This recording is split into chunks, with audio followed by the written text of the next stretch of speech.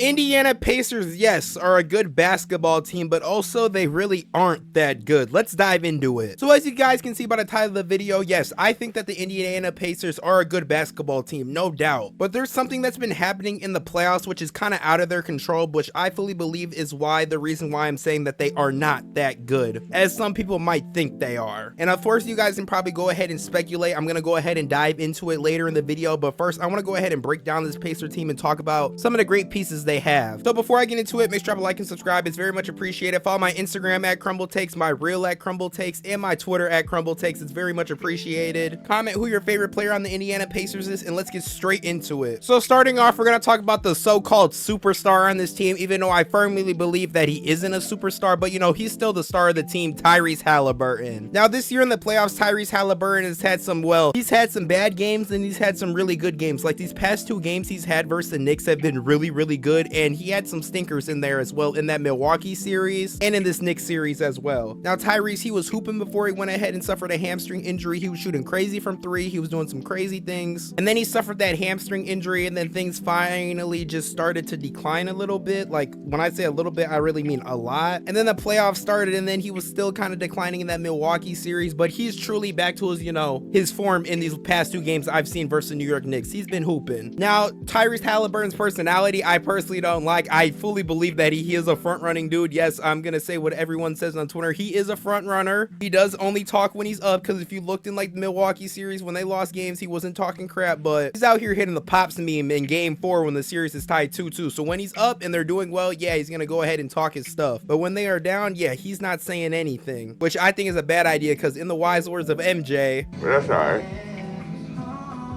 Let's see if all that trash talking starts when it's 0-0 instead of 5-6 point lead. That's where it starts. That's the sign of a good man. If you can talk shit when it's even score, or talk shit when you're behind score. When you're ahead, it's easy to talk.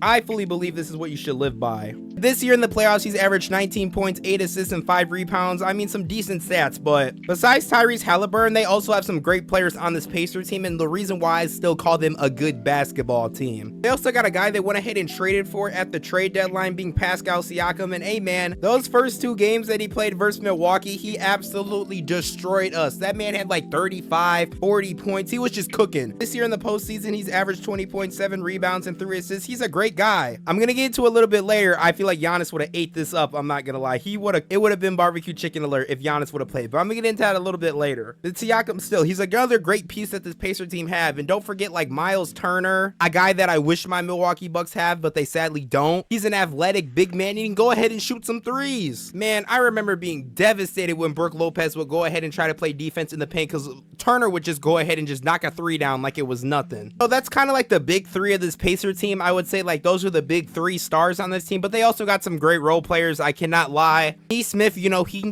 go ahead and give you like 12 points if you need it. He's a great role player. Andrew Nemward, I mean, hey, he hit that game winner versus the New York Knicks after absolutely doing nothing that game, and the Knicks would be up 3-0 right now if he didn't hit that lucky game winner. So hey, he got some luck to him, I'm not gonna lie. And then of course TJ McConnell, he came back game 6 and just absolutely destroyed the Bucks out of nowhere after being injured, so he's also a great player. And of course they got Toppin, who they got from the Knicks, who he's also kind of, you know, re-emerged into another great role player. So yes, this Pacer team is good. I'm not saying that it's bad. I'm not saying that it's bad whatsoever. They have some great pieces. They're a good team. There's a reason why they were the 6th seed. They're not a bad team whatsoever. They also got a head coach that's been in the league for a long time, being Rick Carlisle. I'm pretty certain that's how you say his name. If I mispronounced it, I apologize. With all this stuff, there's just one big but that I need to talk about, and you know, just make sure that everyone knows. We got to talk about the injuries on these teams that they've played in the first round and the second round, and I'm going to talk about the Milwaukee curse. They might be on the way to the NBA Finals this year, which is all around insane. So of course, in the first round, they would defeat the Milwaukee Bucks in 6, but they also didn't defeat a healthy Milwaukee Bucks team whatsoever. Of Of course, Giannis would go ahead and suffer an injury all the way back in early April when he played the Boston Celtics, when he probably shouldn't have still been in the game, when we were up like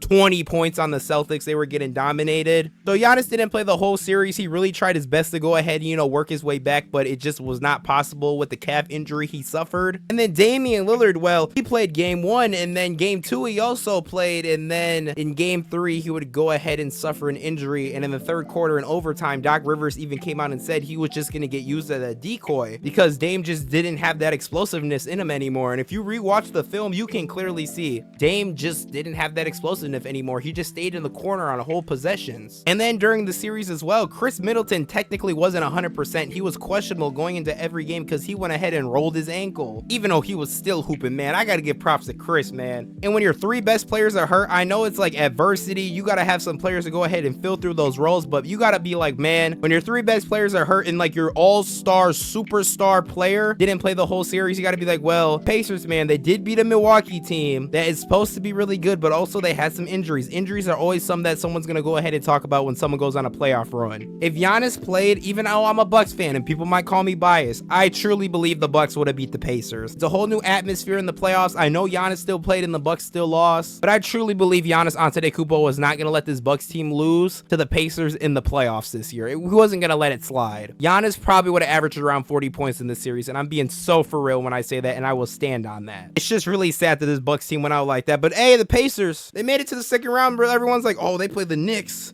in 5.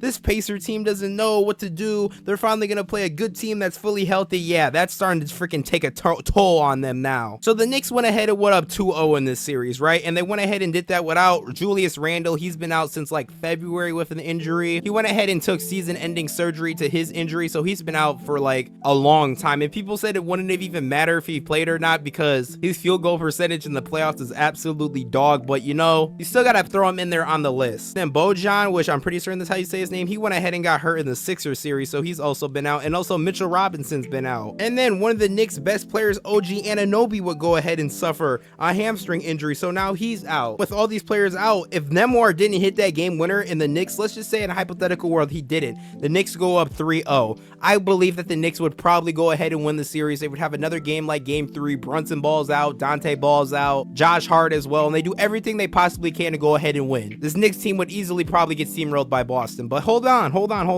With the series now tied 2-2, and we saw what happened in game 4. When Brunson plays like trash, Dante plays like trash, and Josh Hart plays like trash, and the whole team starts struggling, this Knicks team is really, really bad. They went ahead and lost by 30 plus points. Like, I'm starting to realize that these injuries are really starting to affect this Knicks team now. Like, I know they miss a guy like OG Anunoby that can go ahead and defend a ton of players on the court. Mitchell Robinson, their prime rebounder, I know they miss him. Bogdan was a great guy coming off the bench, one of the 6 mans of the year, you could probably say. Well, like, he didn't win it this year, but like, he's one of those guys coming off the bench. And then Julius Randle, an all-pro power forward, I know they miss him. So yes, the Pacers are a good basketball team. It's just the fact that, like, man, is this truly how good they are, or is this just like, all their opponents have just been injured? And I truly believe this Pacer team wouldn't have made it out the first round if everyone was healthy. And yes, I know you can technically put an asterisk next to every single team that's won the finals ever. You can say, oh, this should have happened, oh, this should have happened if this dude was healthy. Yes, but I just want to make it clear, I just want to make this video just to make it clear that the Pacers, they are a good basketball team, but I do not think they're as good as how far they're gonna make it in this year's playoff. And my last statement is gonna be, is the Milwaukee curse gonna happen again? And is the Pacers gonna beat the Celtics in the Eastern Conference Finals if they beat the Knicks? If you don't know what I'm talking about, 2019 Milwaukee Bucks lose to the Raptors. Raptors go to the finals, win it. 2020 Bucks lose to the Heat, lose in the finals. 2021 Bucks win the finals. 2022 lose to the Celtics in the finals. Last year Miami in the finals after they lost to them. Is the curse really about to happen again? Or are we about to see the Indiana Pacers in the NBA finals? If somehow they beat the Boston Celtics, I'm not gonna know what to say, but I truly don't believe that they're gonna beat the Celtics. But also, for some reason, I could just see it happening with the way this Pacer team luck has just been this year in this year's postseason. So if the Pacers do end up in the playoffs somehow, some way, do not be surprised whatsoever, because you know what? I'm not going to be be surprised myself. But yeah, I just want to go ahead and, you know, unmask the Pacers playoff run, talk about it. Is it really luck or skill? And just explore their success, talk about how they have been successful this year in the playoffs, but also I just want to talk about, you know, all the opponent injuries that they faced. So if you went ahead and enjoyed the video, please drop a like and subscribe. It's very much appreciated. Comment how you feel about this Indiana Pacer team, and I will see you guys in the next video. I'm going to give you a hint, guys. If you're watching this, the next video is going to be a collab video, so get excited because it'll be coming out very shortly, and I'll see y'all in the next video. Get ready.